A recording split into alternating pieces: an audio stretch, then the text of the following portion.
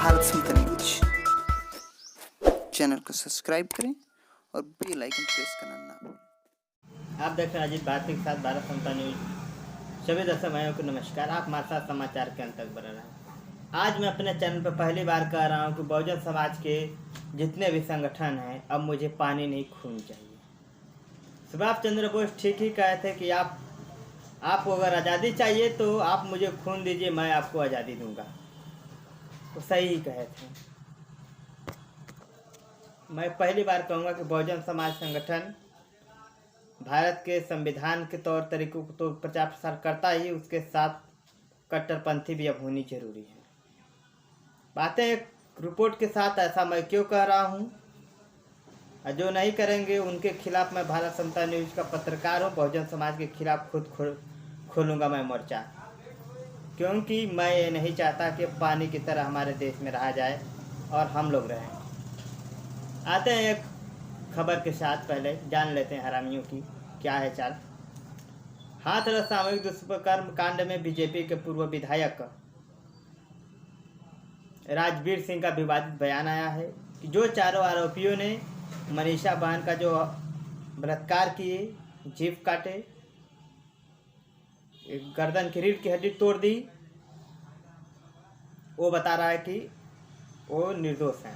उसे फंसाया जा रहा है क्योंकि हाथरस वाल्मीकि समाज का सांसद है और नाम उसमें बढ़वाए गए हैं। बीजेपी के वो खास रिश्तेदार है जिनको बचा रहा है। आप समझ सकते हो कितने बड़े दबंग है और किस तरह मामलों को दबाया जा रहा है। अब आते हैं एक बीजेपी के ही बड़े नेता ने, उमा भारती ने क्या कही है और कितना दर्द भरी बात कही है, उसको जान लेते हैं। आप लोग जानिए कि क्या है दर्द उनका, इस तरह आंसू क्यों छलका बहुजन समाज की बेटी को लेकर, दलित बेटी को लेकर।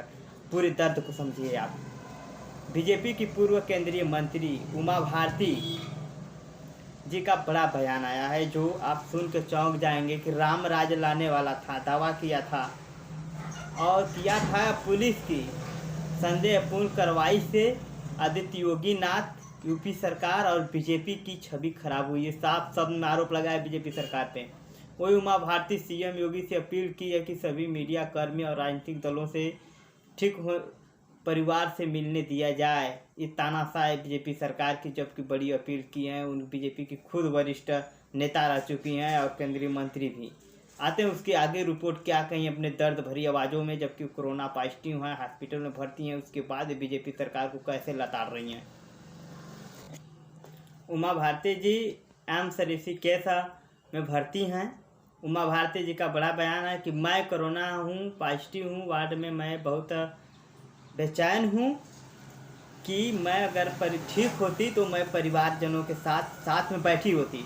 ये बड़ी बात उनकी आई है, जो पूरे समाज में आपको नहीं बताएगी वो आपकी मीडिया, मनुवादी मीडिया। तो आप देखिए लगातार क्या जवाब आ रहे हैं। फिर योगी जी अभी तक कोई जवाब नहीं दिए हैं।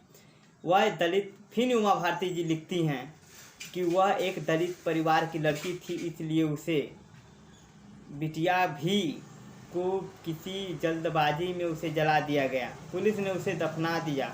उसके बाद उमा भारती लिखती है एक बड़ी चीज़ एसआईटी टीम को लेकर, जो कि पूरे देश में हलचल मच गई। मेरी जानकारी में ऐसा कोई नियम नहीं है कि एसआईटी जांच में परिवार किसी से मिल न पाए। इससे तो एसआईटी की जांच ही संदेहपूर्ण। बीजेपी सरकार पर बड़ा आरोप, बीजेपी सरकार अभी बड़ा घोटाला करने के चक्कर में पड़ गई एसआईटी टीम को लेकर। उमा भारती जी का ताबड़तोड़ बीजेपी सरकार को मुंह तोड़ जवाब का। एसआईटी टीम पे अगर इस तरह परिवार से नहीं मिलने दिया जाता है तो उस परिवार को लगातार उत्पीड़न का सामना करना पड़ सकता है और जो साक्ष्य सामने आने चाहिए वो नहीं आएंगे, क्योंकि एसआईटी टीम ने जांच छिपाने की प्रयास करना शुरू कर दिया है। पहले ही कानून संविधान का गलत तरीका से पुलिस प्रशासन उपयोग किया है। वहीं बता दें भीम आर्मी एसआईटी टीम की जांच के दायरे में आ सकती है, तो गलत चीज़ें सब लगातार उन्होंने विरोध किया है। उमा भारती जी लगातार योगी सरकार को लताड़ा, योगी जी को लताड़ा। यहाँ तक नहीं, उन्होंने कहा कि मैं बड़ी बहन हूँ, हमारी बात भी मान ली जाए। बीजेपी सरकार अब योगी आदित्यनाथ को ये लगने लगा कि मैं ठाकुर हूँ, वो दलित हैं, तो कैसे मुद्दा उठाने लगे।